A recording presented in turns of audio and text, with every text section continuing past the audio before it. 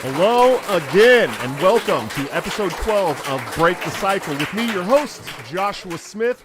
I hope everyone's having a wonderful Tuesday. I know I usually do my shows on Wednesday and Friday, but it was the only time I could get a hold of our guest, who I'm so amazingly excited to have on tonight.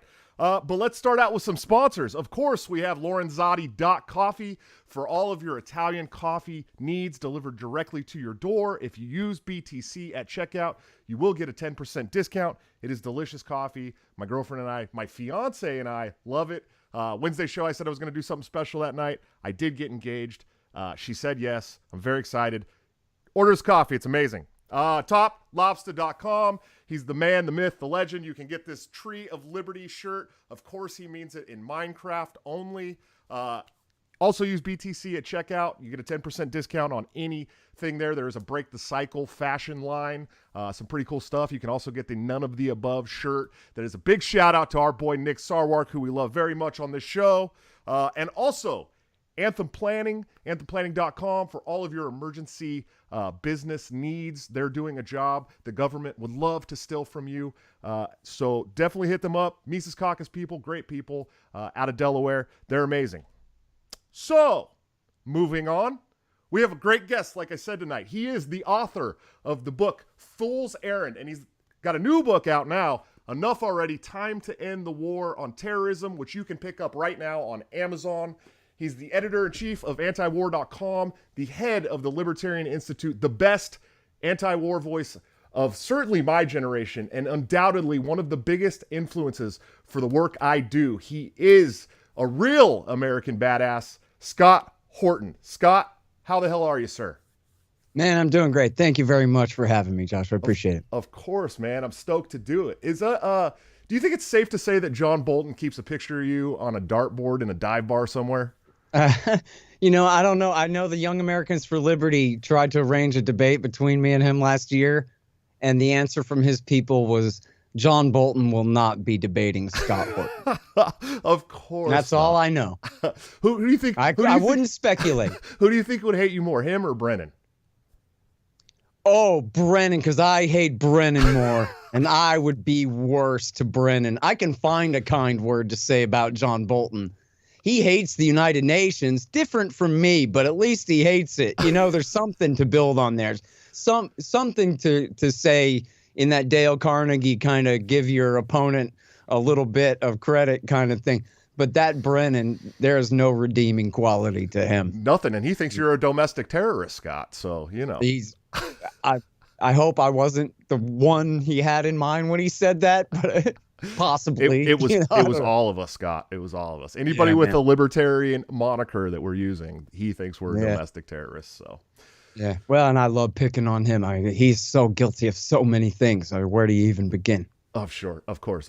So you just recently testified in Texas for the Defend the Guard legislation. Let's talk a little bit about that. What is that? Yeah. And what did they have you do while you were there?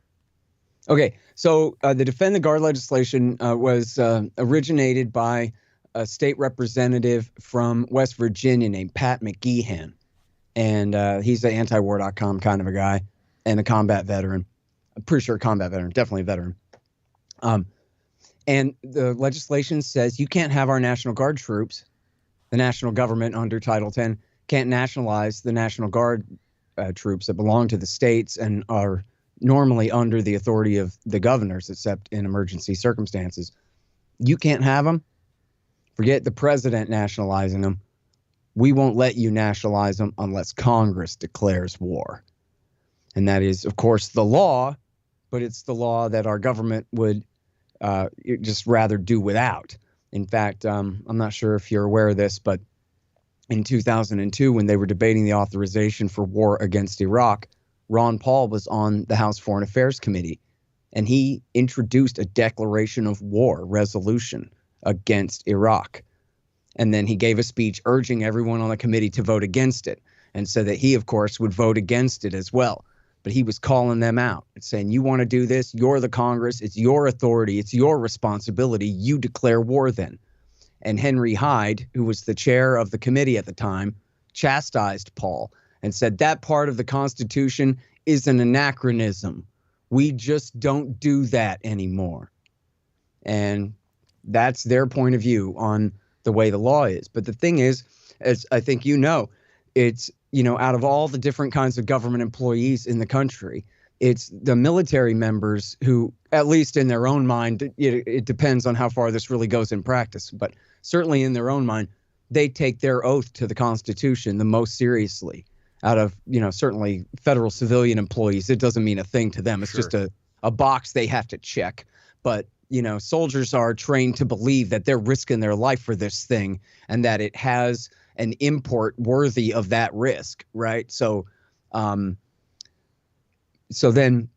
that's kind of the theory behind the legislation is here you have essentially broadly defined Ron Paul Republicans, anti-war, libertarian-ish, America first in a good way, not in trade wars with China ways, but in a bring our troops home. And foreign policy should be to protect the rights and the freedom and safety of the American people, full stop. And that's it. And it's people with that attitude who are introducing this legislation. And then here's the main point. It's going to be in 30 states this year. And it was in like 20 something last year. And of course, it's a, tough row to hoe. It's not an easy task to get this thing passed. I think they have passed. It's a different resolution in Montana. They passed a different anti-war type resolution through both houses in Montana. But who knows whether it'll get past their governor. In Texas, we have a reasonable shot of getting this through the House. But then it's virtually certain that the Texas lieutenant governor would not let it get through the Senate at all. He's so absolutely terrible. But still, it makes a statement. It's an important point to make. And the more this is introduced and the more that it's debated and the more that it's fought over, the more it becomes a real topic of discussion. And that's the real point. I mean, no, it's not the real point. It's one of the main points. I mean, clearly the point is to pass these laws and protect these troops whose job it truly is to protect us from floods and forest fires who, keep getting sent off to these far-flung missions. But at the same time, it's also to demonstrate that, look, these guys are veterans of the wars. They're conservatives, Republicans, libertarians, and Republicans and constitutionalist types. And they're the ones insisting on this. And that is such an important point. I think, you probably heard by now is Michael Bolton named it this. I didn't name it this, but it's the Horton rule is attack the right from the right. Attacking the right from the left only solidifies their position, same as it would do, to anyone by being attacked by their opposite. So it's better just meet them where they are. And as good libertarians, we're better than the right on the things they're good on, and we're better than the left on the things they're good on. So we don't have to move left or right, and we don't have to, change our identities in any kind of chameleon way. We just hold them to what we perceive as their best principles, like conserving the Constitution, for example, or being relatively anti-war on the Democratic side. And so an anti-imperialist foreign policy ought to be a good compromise between the anti-war liberals and the constitutionalist conservatives, right? There are good principles to be, accentuated and argued based upon to get them to come to us. And so, it seems like we're making some real progress. So what happened in that hearing, I was the worst part of it because I really should have been more flexible and tailored my argument to the Democratic members of the committee. And instead, I tried to make like an economic argument to the Republicans, and they didn't really understand what the hell I was talking about anyway. So I was just kind of a waste. But it didn't matter because, and I shouldn't even have been there, or just in the audience or whatever. But what happened though was 6 or 8 combat veterans of these wars went up there and testified. And one guy wasn't a combat vet, but he was from West Point and commanded a lot of respect from them up there because he had been a captain or something. But all these guys testified, including, Matthew Ho, who had been a Marine Corps captain and, got a Purple Heart and all of this stuff in Iraq War II and was the great whistleblower of the Afghan War. And Dan McKnight and Jeff Lyons and all these guys. And they got up there and essentially they gave like the constitutional argument and the legalistic argument for why this is the right thing for all of the states to do and where Texas can lead in showing that these are our priorities. And anyway, it made a big impression on them. And I saw the guys get calls all afternoon from different people involved in Texas state politics saying, boy, you guys sure made a big splash up there on Capitol Hill today. That's the first 2-hour hearing full of testimony like that they've had in forever. And boy, did you catch a lot of attention and this kind of thing. So, and then they're doing it. So for for you, Joshua, and for anyone in your audience who are combat veterans, anti-war veterans of these wars, like this is your crew right here. It's bringourtroopshome.us. And they're working in tight alliance with Young Americans for Liberty to push all of this stuff all around the country. And I don't know what could possibly be a more important project. Oh, see, I'm sorry. I went off on too many tangents in a row and I forgot to get to this one, which was the importance of having the major importance of having this be a conservative Republican issue coming from the states, from the bottom up toward the national government in that way, is because as a public relations thing, it really jams the narrative that the talk radio right in America, the Republican voters of America, like kicking butt. Show me some Arabs, I'll bomb them. Come on, let's get them. Kick their ass and take their gas and all that crap. Now, if right-wingers don't believe that anymore, then nobody believes that anymore. Sure. Now, you can get liberals to turn the other way for Barack Obama killing people, but you can't get them to cheer for it. And Joe Biden is like a tenth of an Obama when it comes to being persuasive for his own base. He's no tall, dark, and handsome and bright smile and leadership qualities. He lost for president 3 times before he ever won. And then, yeah. So anyway, he's no Obama. He doesn't have them. Compare Obama as JFK and Biden as LBJ, right? He just ain't got it. Sure. And so there's no Democratic support really for intervention outside of D.C. and New York, of course. I mean, out here in the country, there's no support among the left broadly defined, the entire left half of the country. And then on the right, it's getting smaller and smaller and smaller percentage all the time. And look, Donald Trump won denouncing George W. Bush's legacy was how he won. And McCain and Romney's refusal to is how they lost. And so it is a new day. The polls show. I was just reading a thing today. The Concerned Veterans of America keep doing these YouGov polls. And it's like 2/3 of the combat veterans of these wars say they wish they never even happened. Not just they want them to end now, but we should have never even done that, Afghanistan or Iraq. Sure. And so it's just a matter of making it a priority. It's a matter of making a big splash in terms of public relations, that every time we try to whoop something up, the right wing just crosses their arms and say, no, not this time. Remember in August of 2013, Obama wanted to bomb over the fake sarin attack in Ghouta and in Syria. Yeah, Ghouta is a suburb of Damascus there. And it was led by Breitbart and the more populist Trumpian type right wing websites. And then therefore AM talk radio throughout the country. The right wing refused to go along. Not with Obama as commander in chief. Forget it. And they didn't do it. I mean, it helped that the House of Commons in Britain voted it down. Sure. But Obama backed down. Obama was like, you know what? If the right won't even support a war, then what am I going to do? Sure. I'm going to carpet bomb Damascus and put Al Qaeda in power there? Nah. Well, that's probably the best. I mean, the best thing to come out of the Obama era and then the Trump era is red pilling the right and conservatives on the war. I mean, that's basically, absolutely. But speaking of George Bush, George Sr.'s stupid son, in 2004, I was setting in the Persian Gulf, and I was on the USS Constellation, and George Bush actually declared war on Iraq. You know, I had joined after September 11th thinking I was going to go defend my country. You know, I was this young kid, and I'm like, oh, all right, wait a minute, what the fuck are we doing in Iraq? I thought these were Saudi nationals, like via Pakistan or something. You know what I mean? And where were you at in 2004? Were you already beating the anti-war drum in 2004? Oh yeah, I was writing for antiwar.com by then. Oh sure. I mean, I was anti-government and anti-war. I'm a little bit older than you. I graduated from high school in '95. Oh, shit. So, you know, Bill Clinton was the president then. There was no question of whether I was going to go, you know, be a part of some new world order BS in the Balkans or whatever kind of thing, you know, was my take on it. When I'm going to go join the Delta Force and kill some Branch Davidians, I don't think so, you know. God. So by the time of September 11th, I mean, I'd been predicting September 11th for years at that point, that like, you know, they're going to let a big one happen and then they're going to go to war here, and here kind of thing. And I was willing to speculate enough at that in my youth, but I was still me, so I speculated correctly a lot of the time. And so, no, when this happened, I mean, my first instinct, before I even thought about, oh my God, the poor bastards who had to look out the window and literally get hit by a plane, you know, and what a way to die. Holy crap. Before I even considered that, I thought, oh man, they're going to Iraq and Afghanistan. And you know what? Like George Bush and Dick Cheney going to exploit this thing to the ends of the earth. First day in history. God dang, you know, man. And then the first thing I did was put an upside down flag in the back window of my truck and wrote antiwar.com and shoe polish on the back window of my truck and went driving around town.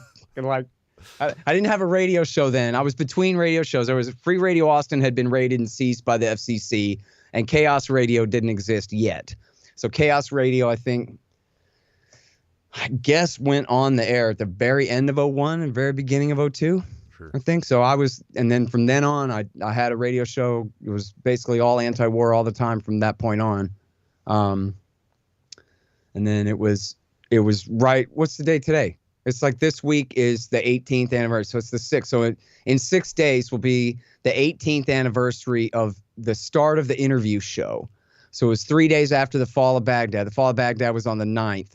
And then 3 days later, I interviewed Alan Bach from antiwar.com. And you know what? You go back and listen to that interview, it all stands up. Everything he said, everything I said, all the lies, all the weapons of mass destruction, all the everything is all in that very first interview from back then. And by the way, if you go to scotthorton.org/archives, I got all 5,500 of it. It's right now it's at 5,495. This Friday, it'll be 5,500. Tom Woods, are you listening? He's got you beat. Do what? I said, Tom Woods, are you listening? He's got you beat. Oh, yeah. Yeah, poor old Tom. He knows. He's doing great, though, man. He's doing great. 2,000th episode. The one thing I get to be patronizing to Tom about, right? Check out the length and girth of my interview list. It's impressive. But yeah, no. So then, and then, yeah, no. By then, so here's what happened, man. Was I was a cab driver, and I basically was reading books and the papers, and I was a conspiracy nut. You know, I was a libertarian, but like a New World Order kook in the John Birch Society type mold. You know, G. Edward Griffin, all that stuff. But then once I started, I finally got the internet consistently in the beginning, I guess, of 02. And that was when I knew about antiwar.com before, but that was when I actually discovered Justin Raimondo and started reading Justin Raimondo regularly. And so that was when I basically quit becoming a conspiracy kook, because he knew what was really going on. It didn't have anything to do with all that old Rockefeller bullshit. It was something entirely different. And so that was when I really, and I found, you know, LouRockwell.com at right around that same time as well.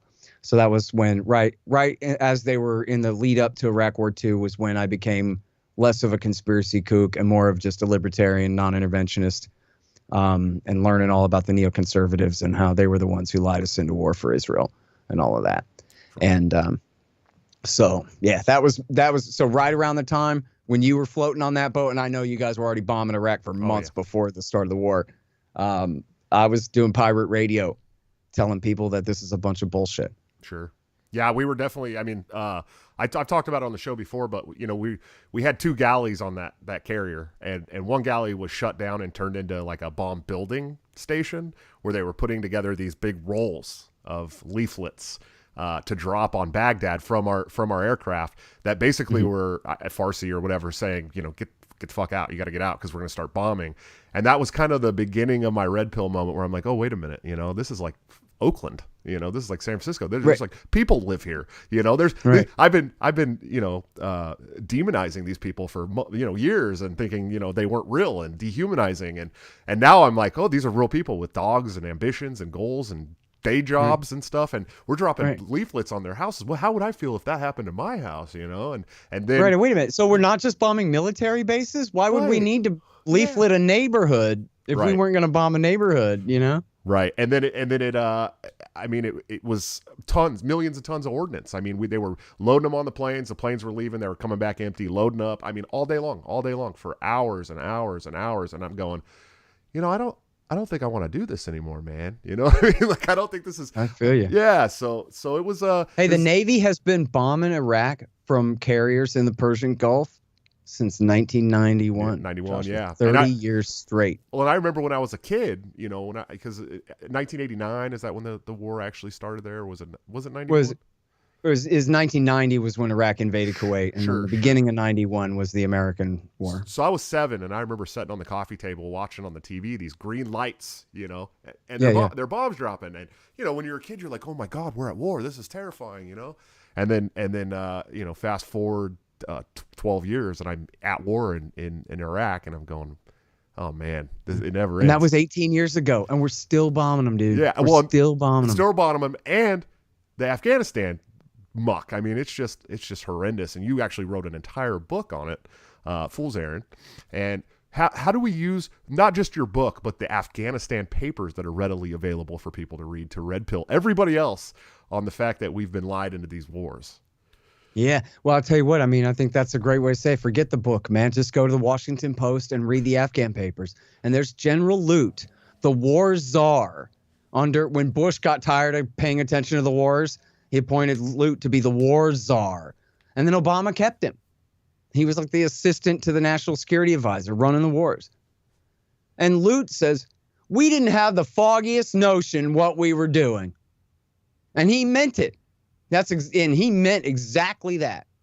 And whether you're talking fighting the war, who's the enemy, which tribe is which, why do you choose to side with this faction in this province and that faction with that province?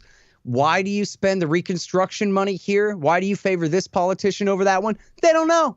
Nobody knows. There's no plan. And when the troops rotate out and the new guys come in, they don't know a thing because the last guys didn't teach them anything before they left. And the last guys didn't know anything to teach them. And then they show up and go, okay, who are the bad guys? And the first person to say, kill my enemy, it becomes their new friend. And then they go, and look, not to blame the Afghans. I mean, these are people in desperately poor circumstances where it's kind of like I was brought up learning about how people lived in Romania or Ukraine during the Soviet Union was often, or East Germany, where people inform on their neighbors before their neighbors can inform on them. You never wanted to be a rat, but man, your neighbor who hates your guts, he's going to make up something about you. So you have to go first. That's the desperate kind of situation these people are in. So the American Rangers come to town and they go, hey, listen, the guy over the hill that stole my goats and I'm pissed off, he's Taliban. He's friends with Al-Qaeda. Go and get him. And then the Rangers are like, hoorah, we just got here. We want to go shoot something. Tell me, who's the bad guy? And this is the way they talk like children. Who are the bad guys? Not who's in this tribe and who's in this tribe and why do I care and why am I trying to balance this sect versus that sect versus this tribe versus how much power in this province or what. No. Who are the good guys and who are the bad guys? Like, this is a stupid movie. And then the answer is, well, as you know, there's a book called this by Anand Gopal. It's called No Good Men Among the Living. And that is because, I guess, one, all the good men are dead, right? And then, but it also is like nobody will speak bad of the dead. True. So everyone who's dead, oh, he was a great guy. But all the people who really were good, they're already dead. And so there are no good men among the living, not really, And so then, and look, that's the war for 20 years, man. I swear to God, I couldn't make this shit up. I wish I could, but I'm not that creative. Robert Grenier, who was the CIA station chief in Islamabad, at the time of the terror war, at the dawn of it. His job was, and if you read Fool's Errand, you'll remember this. His job was coordinating with the Pakistani army and the Pakistani Frontier Corps, that when the Americans come across the border into Pakistan chasing al-Qaeda hot on their heels, deconfliction to make sure there's no friendly fire and we don't accidentally wax our own guys, or our Pakistani allies don't kill our Delta Force and everybody focuses only on the enemy. So he was the one in charge of arranging all that, right? Anyway, so he gave, just a month ago, he gave an interview to NPR News where he's actually making this terrible comparison about the January 6th riot at the Capitol and saying that, well, I'll get to that in a second. I'm more on the tangent here for this part of it. Roll, bud. This is Roll, what he bud. says. He's making this terrible metaphor about the American right, but he invokes the dawn of the terror war, and he tells the NPR interviewer, he says, listen, after September 11th, yeah, sure, I mean, we had to focus on al-Qaeda as a secondary target, but our primary focus was sort of the environment in which they were allowed to thrive. Well, so he's just admitting right there that they prioritized attacking the Taliban that did not attack us, and they let al-Qaeda go. Sure. And in fact, that's exactly what they were doing. The Rangers were up there fighting in Kunduz and Mazar-e-Sharif and down in Kandahar, and or the Green Berets were up in Mazar-e-Sharif. The Rangers were in Kunduz, Kandahar, and the Bagram Air Base. And then you had the Marines also down in Kandahar province. General Mattis had 4,000 Marines. And the Delta Force and the CIA Special Activities Division paramilitaries, who had bin Laden and his few hundred friends cornered at Tora Bora, begged repeatedly for weeks for reinforcements from these Rangers and Green Berets, and could have asked for the Marines. I don't know if anybody. Mattis says he asked to get in the fight and was forbidden to get in the fight. And then they got away. And here Grenier invokes that and explains it. He's not even embarrassed. He goes, well, of course, yeah, sure, we had to attack al-Qaeda too, but our primary focus was on the environment in which they're thriving. Then, of course, his horrible metaphor is that the rioters at the Capitol, they're al-Qaeda, and that means that the American right are, as you were bringing up Brennan before, accusing even libertarians are all domestic terrorists, potential violent extremists, as they put it. And so we could focus on the actual people who did something, but instead we've decided to focus on the environment in which they're thriving, which means we got to kick you off of Facebook and, whatever excuses they come up with to entrap people who had nothing to do with any of this stuff, but who one time went to a 3%er meeting or whatever the criteria will be. But anyway, the real point being that he admitted my thesis right there, as he put it himself, that al-Qaeda was the secondary target. The guys that killed 3,000 New Yorkers were not the primary focus of the mission. Sure. The primary focus of the mission was regime change against the Taliban in Kabul, who did not do it. And in fact, had sent their foreign minister to try to warn us that it was happening. And by the way, it was funny. Some guy tried to debunk that by linking to articles that confirm that is absolutely true. And even the Americans are quoted in there saying, yes, it's true, but we get warnings like that all the time. So how are we supposed to know that that was the important one? So it's absolutely confirmed that Watakil sent his aide to go and talk to the Americans in Pakistan to try to warn them that al-Qaeda is up to something. They're going to attack you soon. And he was turned away and dismissed. So, and then that's who they targeted. And then, so that's who the war has been to keep them out of power for the last 20 years. And in fact, as I explained in the book, they originally gave up because they wisely, it was Zalmay Khalilzad was, who was an Afghan American and obviously knew enough about it. He picked Hamid Karzai to be the new leader. And Karzai, even though he was like a Western compromise sock puppet type, and had been, an advisor to Unical and this kind of stuff in the 90s, he was the son of a very important leader from the Papalzai tribe from Kandahar City. And so down in the Pashtun South. So when they put him in the chair in Kabul, the Taliban said, fuck it, good enough for us. This government, we recognize it as Islamic and legitimate, even if it's not us. Can you imagine that? They didn't say this will be the mother of all battles and we vow that we'll kill you and we will return all this. They quit. And you know what? It's a fact now. Bette Dam, this great Dutch reporter, has proven all of this. Sure. That Mullah Omar, he just went and retired to a life of quiet study at his house. He did nothing but sit there and read books about Islam with his one good eye for 13 years and died of natural causes in 2013. And he was finally admitted in 2014, or 12 years. He's just sitting there reading a book right down the street from an American military base.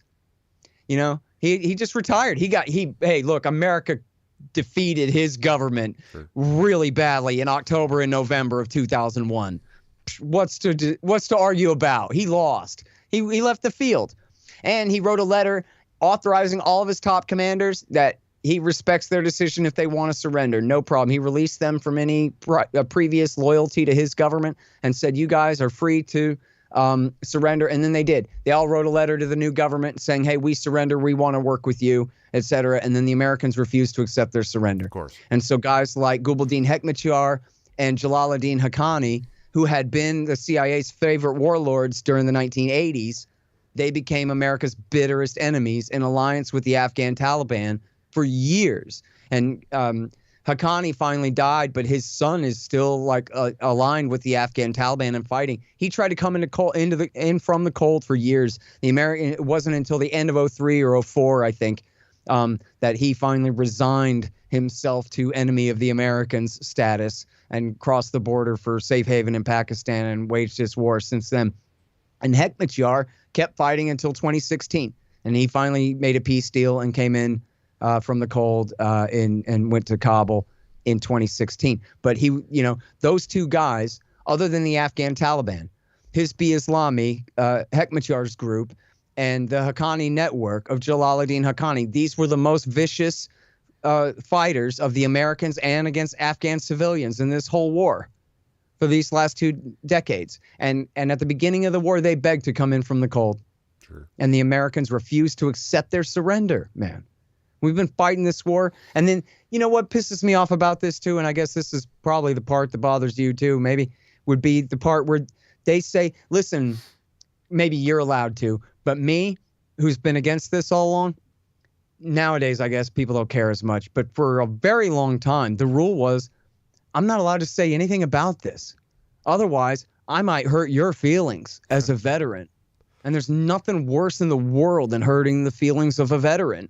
And so if you say protect the troops, bring them home, stop sending them to some hellscape to die for nothing and lose anyway, instead bring them home to be safe. Nah, that's an absolutely, fringe minority report position. It's not to be seriously considered. All decent patriots in this country know that you just have to shut up and love the war, and support the troops means support whatever mission they're on.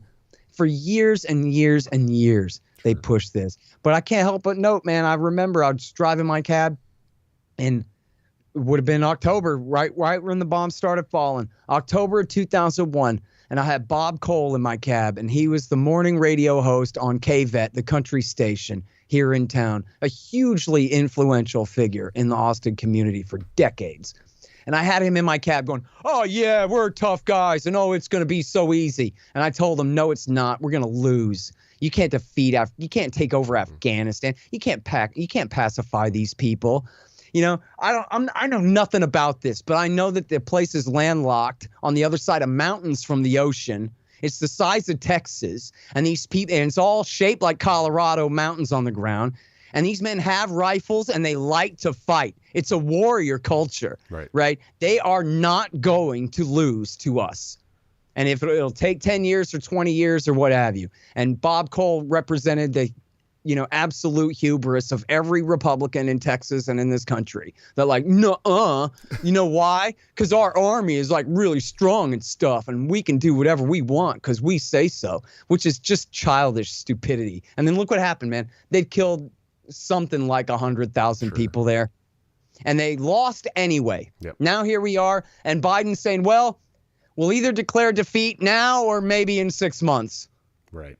But we lost the war, and everybody knows it, and everybody knows that there's nothing that can be done to reverse it. And we knew we weren't going to win it in the first place. I mean, that's All part of the Afghan Papers is that we knew it was an unwinnable war. We made rosy pronouncements to get, the American public on our side in that war. And then, look, they tripled the war in the Obama years. Obama came in, he said, look, I want to send another couple brigades to help our guys out. And they're like, another couple brigades, huh? We want 70,000 troops. Yeah. And they did the absolute full court press through the entire year of 2009 and essentially rolled him and forced him to give in, threatened that Gates, Petraeus, and McChrystal would all resign and call him a disgrace and a coward and a defeatist and all of this stuff and destroy his presidency if he didn't escalate the war. Sure. And I love this because this is the exact same calculation that Donald Trump made. Like, oh, no, I better do what they say so they don't call me weak. Right. And then roll right over and then let the generals, who ostensibly are the subordinates, call the shots. And Obama did it, and Trump did the exact same thing based on the exact same calculation, that they're going to say that something bad happened, you withdrew. This is a great George Carlin bit from 1992. What did we do wrong in Vietnam? We pulled out. Well, that's not a very manly thing to do, is it? Right. No, you can't do that. You got to stay in there. And it gets better from there. Everyone go watch Jammin' in New York. The original cut. There's some alternative cut that's not nearly as funny. It's the original cut of Jammin' in New York, everybody. George Carlin was a national treasure, by the way. Treasure. I'll tell you what. Treasure. But, so that was the deal. And then Trump made the same decision, too, that they're going to call me weak if I stand up to them and say no. And both of them had the opportunity. They both could have given speeches where they said, screw that, man. You guys elected me because I'm the anti-war guy. Everybody knows that. And so screw John McCain. In fact, the more John McCain wants us to stay in the war, the faster I'm going to get out. How do you like that? And that would have been the alpha dog thing to do for both of them, right? Yeah. But instead, they roll over and do as they're told and extend the war. A war that they both knew. And look, you read Obama's Wars by Bob Woodward, which is just about Obama's war, is all it is. It's about the year 2009 and then forcing him to do the surge. And he knew better the whole time. Him and Biden both knew better the whole time. At one point, Obama said he was considering the just get out of there option or the no new troops at all option. And then instead he turned around and gave them 70,000 more. Right. And, tripled the war, killed tens of thousands of more people. And why? Why? Only for his own political needs. Didn't want to be weak. For his own political needs. Because Lindsey Graham was going to call him a pussy. Oh, no. And he was afraid of what that might, how bad that might hurt, Of course. Well, and none of them want to piss off the big MIC donors, That's a terrible idea. Speaking of regime change and decades-long conflict, you think Biden's going to get that war with Iran ever? No, I don't think so. I mean, look, the history of America over there for the last 20 years is the history of America can't fight Iran. Sure. And so we got to try to figure out something else. And then they keep trying to figure out something else, and it keeps blowing up in their face and making Iran more and more powerful. And so that's why they're always so frustrated and upset about it. But essentially, we have, I don't know the details of the war plans, but essentially it's impossible to take out enough of their medium-range missiles on our first sweep through to prevent them from absolutely decimating American forces in Iraq, Afghanistan, Kuwait, and then for that matter, we have the massive Al-Ulid Air Base in Qatar, which is the head of Central Command in the Middle East, and the Fifth Fleet is stationed at Bahrain, as you well know. Right. And all of that is up for grabs. Stationary targets up for total decimation by incoming Iranian missiles. And so could they win a war against us or any of our allies in the region? I guess if they marched every 18-year-old they had, they could maybe occupy Kuwait or something. They could not take Saudi Arabia. And we've been fighting for their friends, the Hazaras in Afghanistan all this time, and for their friends among the Shiite factions in Iraq all this time. So that wouldn't really be a problem. In fact, it would be a problem for our troops in the sense that if you even go back to 2007 when Bush was really pushing to attack, or Cheney was really pushing Bush to attack bases inside Iran in 2007, Seymour Hersh had some great quotes. In fact, I think the Muqtada al-Sadr quote was just in the papers, but Hersh had some quotes from the representative from the Supreme Council for Islamic Revolution in Iraq, where they said, hey, if America went to war with Iran, what would you do? And he said, we would do our duty, which meant kill American GIs everywhere. But see, these weren't the guys we were fighting against. These were the guys we were fighting for. These were the guys that we fought Iraq War II for. So it would have been like Order 66 in Star Wars 3, right? Where the clones shoot the Jedi in the back kind of thing. Where our guys are essentially like in the British style, white officers leading native troops in battle. In this case, these Shiite militia death squads. But our guys are severely embedded with their guys. And so if we turn on their other patrons, the Iranians, they're going to choose their local alliance over us in a heartbeat, right? And so, and Muqtada al-Sadr, who has like 40,000 men at his command with the snap of his fingers, had said the same thing. So any troops we have in Iraq now, even though they're really there to pick a fight with the Shiites, they are essentially, practically speaking, they are embedded with the Shiite Iraqi army fighting against the remnants of ISIS, the very last little bit of al-Qaeda in Iraq that's still running around there. And so it would be the same thing. If we fought Iran now, it would be the Shiite Iraqi army that George W. Bush built and David Petraeus built there would be shooting our guys in the back. Our allies would be killing our guys because we'd be attacking their other allies. And look, if you just look at the map, for America to really win a war against Iran, you're talking about an invasion. Mm-hmm. An invasion, you can forget, because we're talking about a World War II level effort to invade France at that point. You're talking about massive, infantry, massive air campaign, the entire, a draft, and the entire attention of the American people, the entire nation's project is now occupying Persia. No way. Sure. And I think after Iraq War II, and this was pretty clear, and this was thrice reported, I don't know, it seemed credible at the time. I don't think anybody disputed at the time that the beginning of 2007, the Joint Chiefs brought W. Bush to the Pentagon, to the tank, as they call it. They said, we're going to do the surge. We are not going to attack Iran. And I think, at least at that time, the reporting was the Air Force was all gung-ho for it. This is going to be great, like a Lockheed promo ad or something. And then I guess the Navy, they're pretty confident about their air power, but maybe they were a little bit more worried about losing some ships to the bottom of the Gulf. But then the Special Operations Command and the Army and the Marines, especially, I guess, the SOCOM guys, were like, how many hundreds or thousands of our guys have to die trying to take out the anti-aircraft inside the country? Because you need a guy on the ground with a laser designator for the aircraft to strike from far away, with these laser-guided bombs from far enough away that they're not susceptible to the anti-aircraft. Right. So then you can bring in the heavier stuff, right? So then, in other words, we're talking about the Army and the Marines are like, no, we don't want to do that. Well, and not to cut you off, when I transited the Straits, I mean, looking at Iran, you could see it, and there's the entire shore is filled with missiles. I mean, it's pretty scary transiting those straits, man. Yeah, and look, it's an important deterrent. And look, the Ayatollah, for whatever you want to say about him, and he's a cruel SOB. I don't think anybody could argue about that. But he's a cool customer. He does not make rash decisions. Look at what happened after Trump killed this guy. Think about if Petraeus had actually ever won a war. Remember how they try to build him up to be such a hero or whatever? Like, that guy cost them Soleimani. This is like if somebody had did a drone strike and killed like Eisenhower or something, or General MacArthur or something, like a real widely respected American hero general. That was who they killed. And what did the Ayatollah do? He fired a volley of missiles at an empty corner of an American airbase and deliberately missed. And meaning, hey, Trump, you're going to let me get the last word on that, right? And Trump said, fine. Which, to Trump's credit, too. Trump could have done something dumber. And instead, he went, the Ayatollah shot some missiles at the empty corner of a base. Go ahead. That was by design, for sure. Yeah.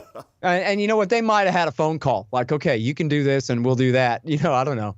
But, that could have escalated. See, it goes to show how dangerous this all is, because itchy trigger finger on a surface-to-air missile installation near Tehran got a civilian airliner shot down. Right. and 200 something people died. Yep. And it was because he saw a blip on his radar and thought, oh no, it's an incoming American missile volley or incoming American fighter jet or fighter bomber or something, and tried to shoot it down. But it was just a Ukrainian plane taken off from the Tehran airport. Of course, yeah. And so, but at first, unsurprisingly, they blamed it on America. Right. And they might have, pressure might have built up enough that they might have had to retaliate for that, even though it actually was an accident or what. You know how it is with politics. And the Iranians' political system is just as screwed up as ours. Yeah. So, yeah, at least. It's pretty close, yeah. Yeah. Or when it comes to flawed republics, I think we could have a contest one weekend and see, Well, we did shoot down one of their commercial airliners in the. That's right. Yeah. So. Yeah, in '89. Yeah. Absolutely. And so, and look, I think, and I explain in the book there, this is why they attacked Iraq. They thought it would weaken Iran. Sure. But then it empowered Iran. So this is why they attacked Syria. So they thought it would weaken Iran. But then it only empowered Iran. So this is why they attacked Yemen. So they thought it would weaken Iran.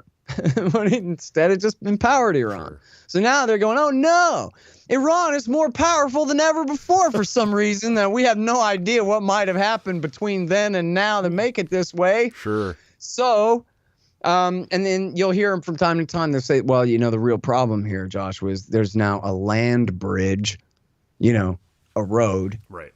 That runs essentially unbroken from Tehran to Beirut. Right.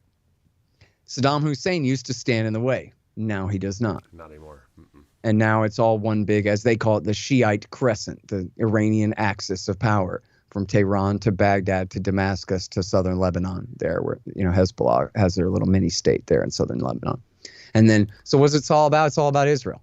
Israel has a problem with Hezbollah. Sure. Iran arms Hezbollah through Syria. So the neocons thought somehow if we get rid of Saddam Hussein in Iraq, that'll give the Jordanian king dominance in Iraq and dominance over the Iraqi Shia, who will then break the Hezbollah away from Iran and dominate Iran and break the Iranian people away from their Ayatollah because we have a better Ayatollah and some insane thing. If you read The Clean Break, that's the strategy. Sure. And, of course, it is one of those things where when you read it, you go, what could possibly go wrong with this plan? You know what I mean? You're going to, in order to weaken Iran, you're going to get rid of their avowed enemy. But don't worry, though, because we're going to replace them with an even better avowed enemy that's going to – and then, no, that's not what happened. You replaced them with their allies. Sure. So now what are you going to do? Yeah, exactly. Right? And then that's why – and because this is really puzzling to people because it does sound crazy that, like, after September 11th, sure, everybody knows Ronald Reagan backed these guys in the 80s. And, hey, some people know Bill Clinton backed them in the 90s even after they were already attacking us. But after September 11th and after Iraq War II, you want to tell me we're fighting for al-Qaeda in Syria? Well, that just can't be right. What could possibly be the explanation for that? And the answer is the government in Damascus is friends with the government in Tehran. And we're trying to take their alliance away. Simple as that. Of course, absolutely. And you brought up Yemen, which I think is not talked enough about. I wish libertarians would talk so much more about Yemen and the humanitarian crisis that's been caused there.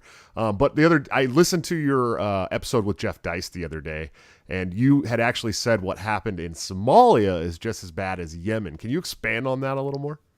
Yeah. Hey, thanks for asking that one, man. I mean, honestly, not to sound all like trendy and woke or whatever, but I think it's obvious, isn't it?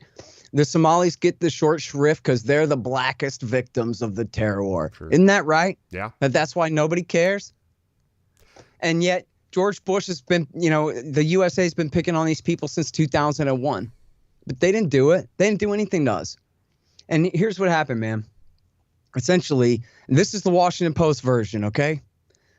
In other words, the CIA version of the story, the official State Department version of the story.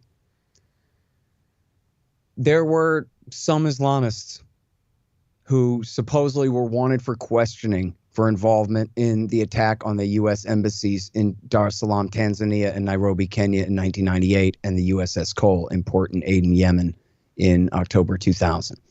And they go, okay, well, so here's what we're going to do after September 11th. They sent CIA and JSOC. I don't know if it was Delta or SEALs. I guess it was SEALs. It was top-tier special forces, special operations forces. Pardon me. By Christmas '01, by the time bin Laden was getting away in Afghanistan, They had, in other words, I hadn't put two and two together on this one before, right? But like when Delta was begging for reinforcements at Tora Bora, whether it was SEALs or Delta, whichever, I forget, you had top tier special operations forces. Instead, we're going on a snipe hunt in Somalia. Right. Before New Year's, man, before Operation Anaconda, before 2002 even dawned, they were off in Somalia. And what they did was, everybody remembers Black Hawk Down. There's a book and a movie about it. And this was, Bush Sr. had started Operation Restore Hope, supposedly just under the United Nations, to provide food aid to the people of Somalia in their terrible post-communist disillusioned civil war that had broken out. And then passed the mission on to Bill Clinton's government. And then in early summer 93, I guess, or midsummer 93, I'd have to go back now. I forget. I know it was after Waco because it was some of the same guys from Delta Team B who were there who died in Somalia. Or at least were there. I forget now if they were some of those same ones who were killed or not. Anyways, so it was after Waco, but it was still still the first half of 93, I'm almost certain. And some Rangers and some Delta guys got killed. And one of their helicopters, that's Black Hawk Down, as the title comes from, two of the helicopters, I think maybe, had gotten shot down. And then the bodies were dragged through the street, and it was this big, horrendous PR disaster for Clinton. But then he did the right thing and got the hell out of there. Right. And gambled on the American people will forget that such a thing ever existed. And I got to make this point, even though it's a tangent, but it's important. Bin Laden later told Abdelbari Atwan of Al-Quds Al-Arabi, the paper in London, who he went and interviewed Bin Laden for 3 days. And he said it was his fighters that helped to bring down those helicopters that were embedded with those guys there in fighting that thing. And they had a deliberate purpose and a mission. They were to provoke America into getting bogged down in a war of attrition in Somalia. Just like the Americans had helped the Mujahideen to inflict on the Soviets in Afghanistan, he was trying to replicate that against the Somalis as early as 93. And didn't care how many Somalis had to die in the thing, as long as the Americans were bogged down and bled out and forced out the hard way. And then he was severely disappointed when Bill Clinton left instead of staying and making matters worse. Goes to show you the Bin Ladenite strategy all along was to provoke America into losing the long and hard way, not scaring us away early in the game. But anyway, so when that Black Hawk Down episode happened, they were on a hunt for a warlord named Adid. Well, in 2001, George W. Bush comes and hires Adid's son and a bunch of other guys and gives them a bunch of guns and money to go and hunt down Islamists. Well, of course, they just hunt down whoever they want, right? They hunt down their enemies. They build up their power. And the more they build up their power, the more enemies they create. And the more enemies they create, the more they come back to the CIA and say, see, there's Islamists in them there hills. We need more guns and we need more money. And the CIA gives them more guns and more money. And this goes on for 4 years until 2005. Finally, as the saying goes in libertarianism, war is the health of the state. At Georgetown University, they call it the rally around the flag effect. That's what they call it themselves. Okay, and so what it is they created a new government. They didn't have a state. It had been essentially feuding warlords and then a period of kind of stalemate and statelessness at the turn of the century. And they created a new state just to defend against Bush's warlords. And they did. It was called the It's called the Islamic Courts Union. And they succeeded in forcing the warlords out of the country into Ethiopia in 2005. And then at the toward the end of 2005. And then there's light fighting through 06. And then at the end of 06, Christmas 06, Bush sponsors the Ethiopians' full-scale invasion of the country.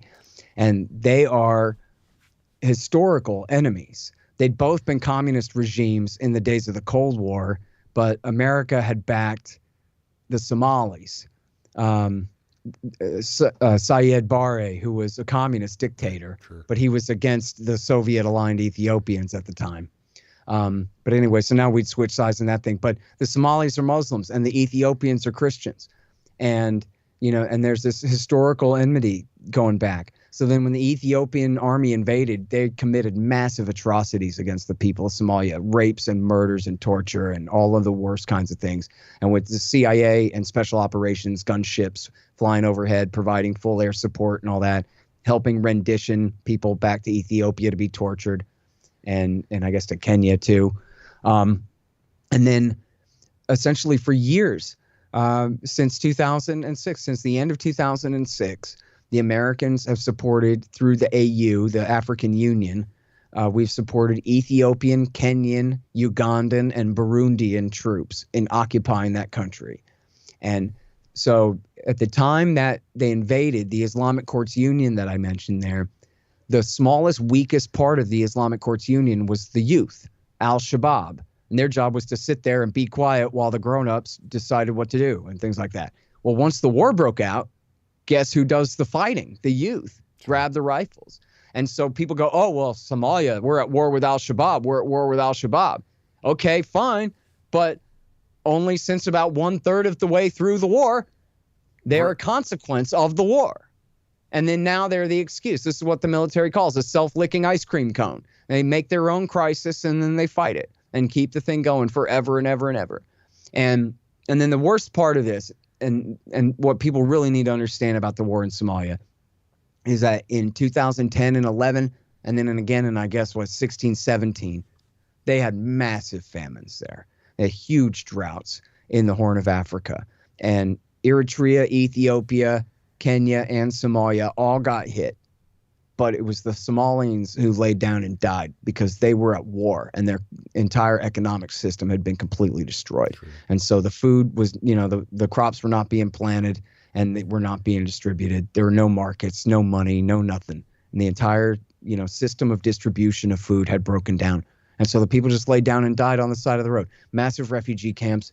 And in 2013, the group FuseNet, which is backed by the United States and Britain, the Famine Early Warning System, reported that 250,000 Somalis had already died of starvation in this thing, more than half of them children under 5 years old. So this is essentially, you couldn't find a poorer, weaker group of people anywhere in the world for the most powerful world empire in all of history to pick on here. This is like a, high school, maybe pro football player picking on a kindergartner. Right. It's just the disparity in power here. And again, against people who never did anything to us and never threatened us in any way whatsoever.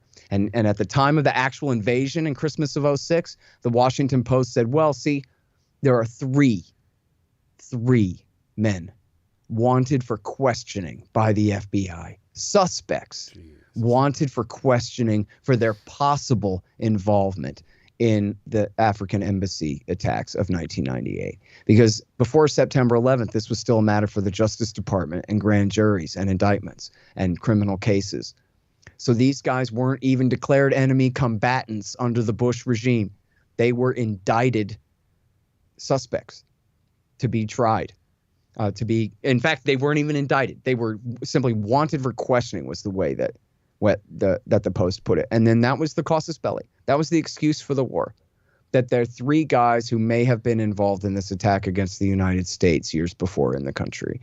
And then they had another famine in the late teens, I guess 16, 17, they had another major famine there. And the country's absolutely at war. The government in Mogadishu has no legitimacy whatsoever, but the Americans will never let it go. Right. And they'll never just admit that, look, we can't have our way here. We have to just let these people figure it out themselves. And they just won't do it. And of course, the Horn of Africa is important. And they're afraid that, the Chinese will get dominance there, some kind of thing, as though anyone in the world has an interest in trying to close the gates of the Red Sea. Right. Or could stand against the American Navy, determined to open them back up again. Right. Give me a break. Yeah. But that's the excuse for it. And then look, the reality is that it's such a low priority. And it's one of these kind of leading from behind sort of proxy wars that most Americans don't even know is happening at all. Right. And couldn't be further from being willing to understand and take the reins and rise up, take responsibility for doing something to end the thing. Where's the U.S. out of Somalia movement? There isn't one. No one's ever heard. Nobody even knows we're there. You know, the Burundian troops are committing war crimes in Somalia. What's that got to do with me? Right. Well, they took the money for it right out of your paycheck is what it's got to do with you. The Burundians wouldn't be there at all if it wasn't for the United States of America insisting that they occupy that country for us.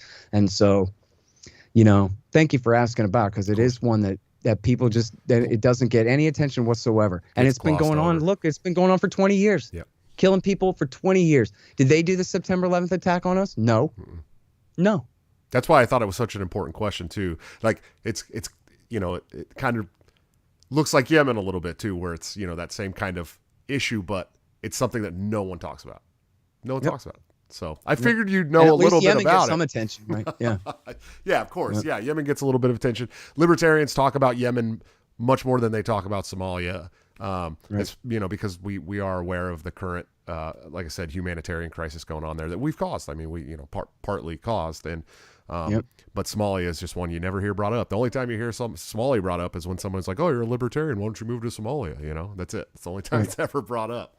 And look, and I talk about that in the book, and you know, I wrote an article one time. People want to look this up for the Future Freedom Foundation, called "U.S. Government Responsible for Somalia's Misery," and in there I quote, there are 3 or 4, you know, really important studies that were done right around the turn of the century about how statelessness really was working out for the Somalis. And that's the basis of that ridiculous liberal joke where they try to mock us and make fun of us and say, "Oh, you think freedom works? Why don't you move to Somalia?"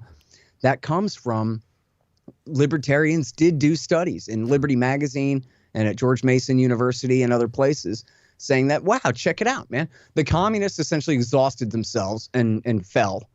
And then all the warlords that divided up the country, they all exhausted themselves. You didn't have one big gangster win out and take over the whole country. Nobody won. Right. It was peace without victory. Yep. And there was no one warlord who was powerful enough to rule more than a county at a time or whatever it was. So in essence, by default, you had a state of anarcho-capitalism. And you had no one to collect the taxes at the ports of Mogadishu or Kismayo.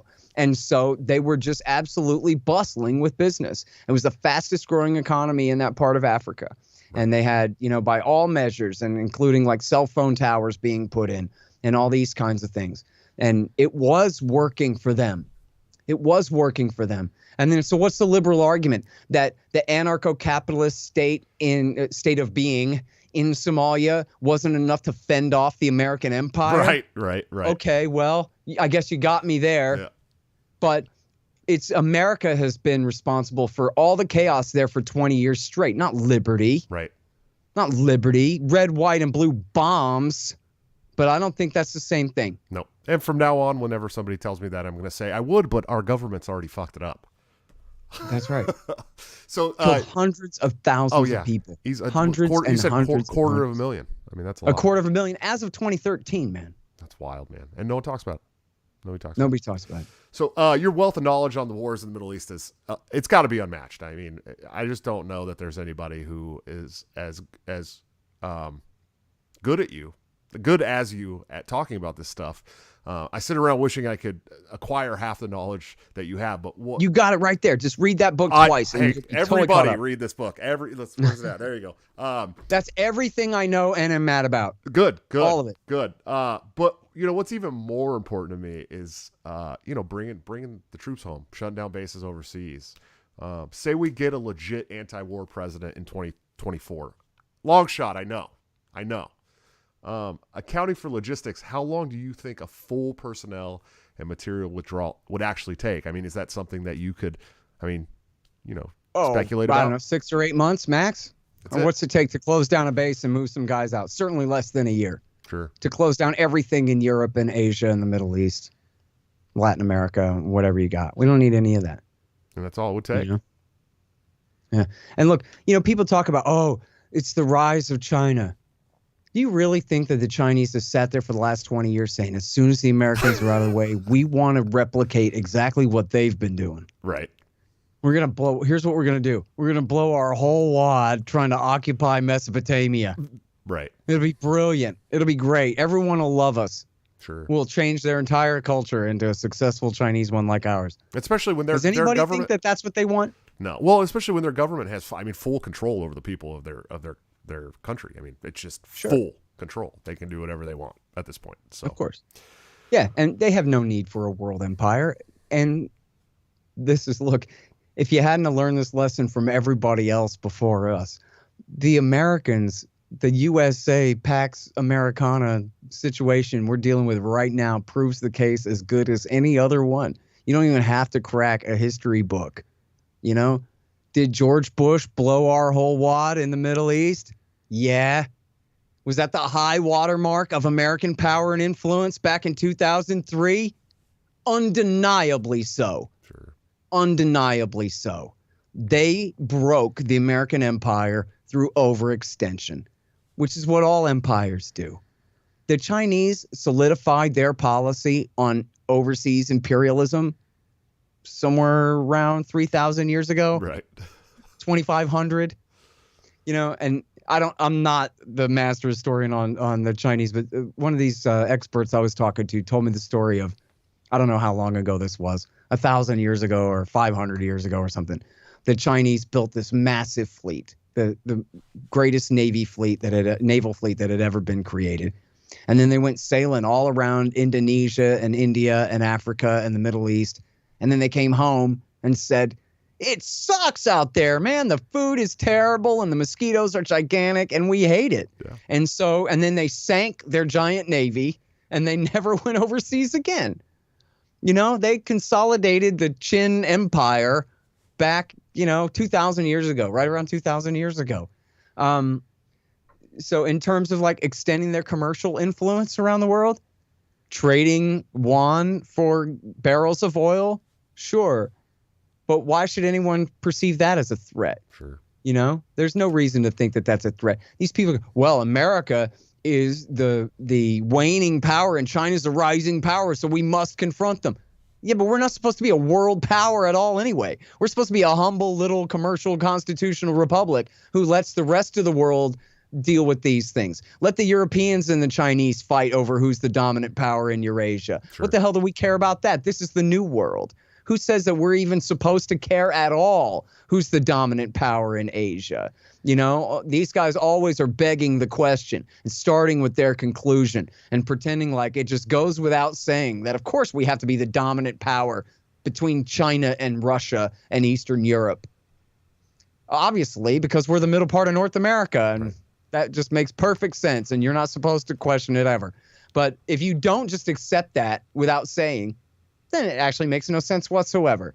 There's no reason in the world that we should care. What if China does decide to absorb Kazakhstan and purge all the Kazakhs and drive them into outer Mongolia? I don't care about that. I'm sorry. You know what? I mean, I do in a sense. They're like, you shouldn't hurt people and whatever, I don't know. But does that threaten America's national interest in any way? No, it doesn't. Right. And does China, is that what they plan on doing? No. No. They're trying to build a road to Lisbon, okay? To the far west coast of Europe. Now, how the hell are they going to do that if they're fighting an Islamist insurgency the whole time? Right. And have no security anywhere along their highway. It's supposed to be a highway and a railroad and fiber optic and whatever you got, all the whole shebang from Shanghai to Lisbon, the Belt and Road Project.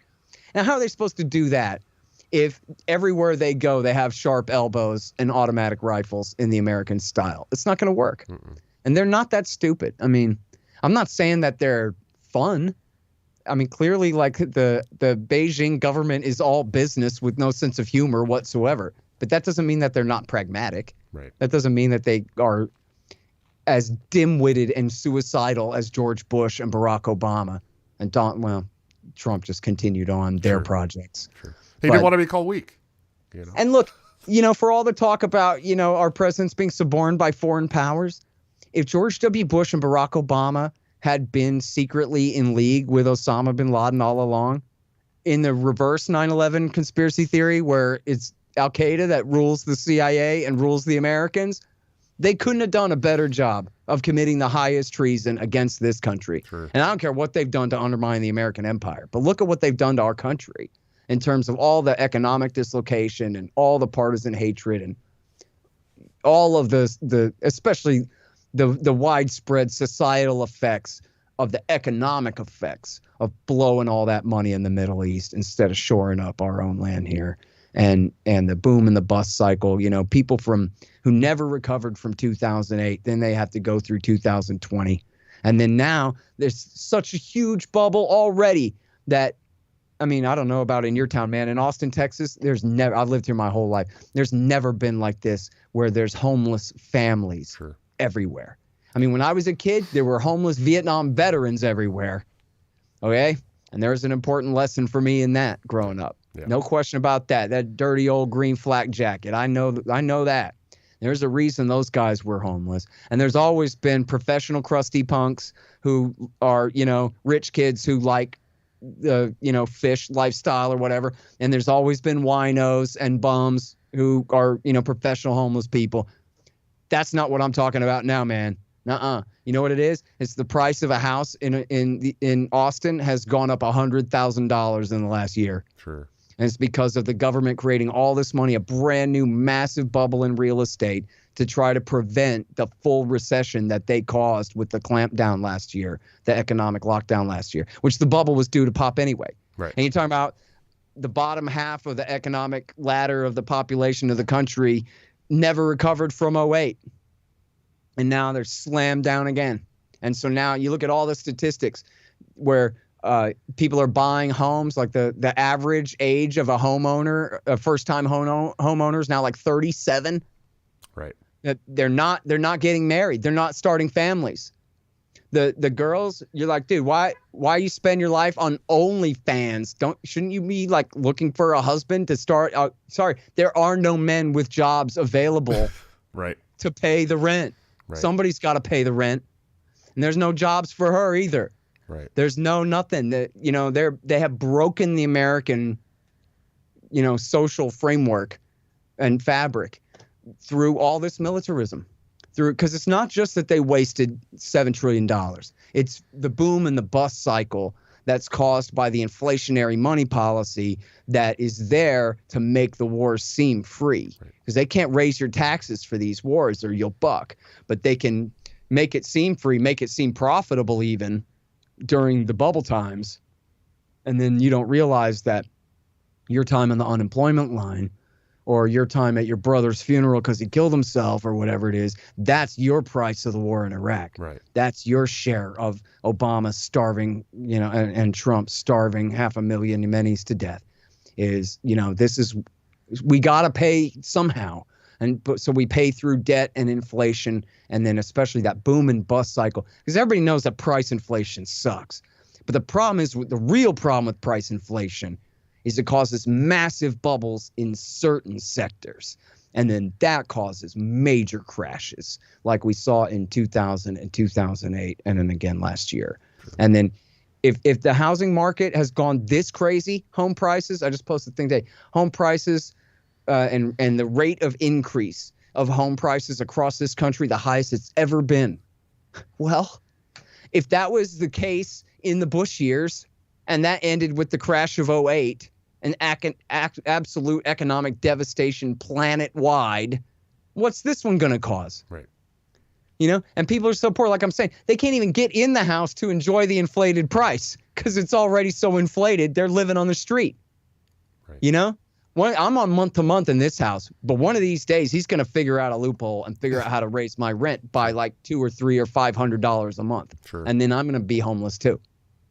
You're more than welcome to come live with me, Scott. We got 7 kids, though. You're not going to get a lot of sleep. Yeah, you know what? I'm going to need a little more room than that, man. You know what I'm going to do? I'm going to be living in a storage shed. Yeah. Yeah, no, it's great. It's tough times for everybody. There's good people in the storage shed community, man. Yeah. Good people. Well, you know what? You know what everyone can do to help out, Scott? You can go to, where can they find you, Scott? Hey, I'm at scotthorton.org and at antiwar.com and at libertarianinstitute.org and KPFK 90.7 FM in LA. And give this man your money. He has a mission. It is an amazing mission. He's the best at the mission. He needs all the help he can get to spread his word around the country, around the world. We need to let Scott's message be heard by everybody. Scott, You have been amazing. Thank you so much for coming on Break the Cycle. Happy to be here. And I didn't just come here to ask for money, by the way. We were just going to talk about wars. But you know what? Look, my show is good. I want money too. You know, I want to get paid for doing the show eventually. Money's important. What you're doing is so much more important than what most of us are doing. I mean, you have a niche that you are amazing at. Nobody can outmatch you when it comes to wits about the wars in the Middle East. They're something that affects all of us, whether we know they do or not.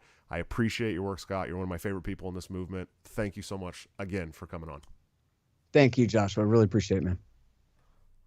All right, guys. That was Scott Horton. Go buy his book today on Amazon. Enough already. Time to end the war on terrorism. I have not finished it, unfortunately, but I will. As you guys know, I've been working like crazy, but I'm almost coming to an end with that, and I am going to read it two times, just so I can understand everything. Before I take off, one more time, check out lorenzotti.coffee.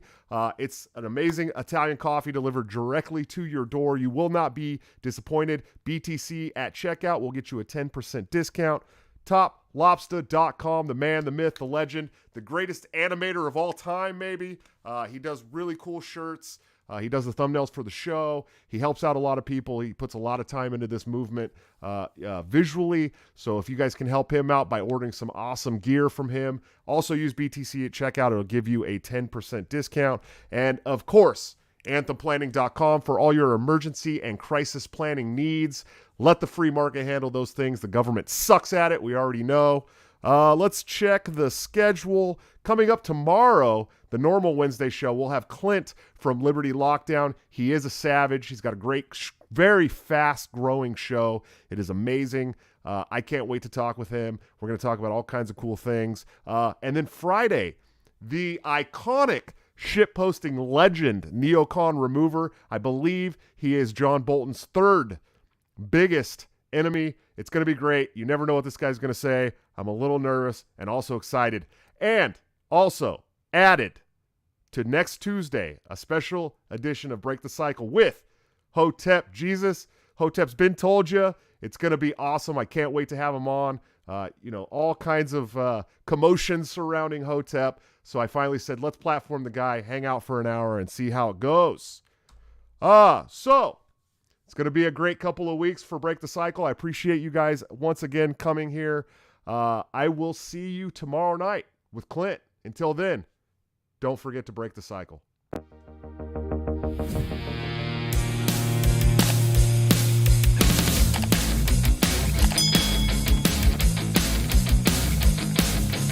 to legal reasons, I just have to explain.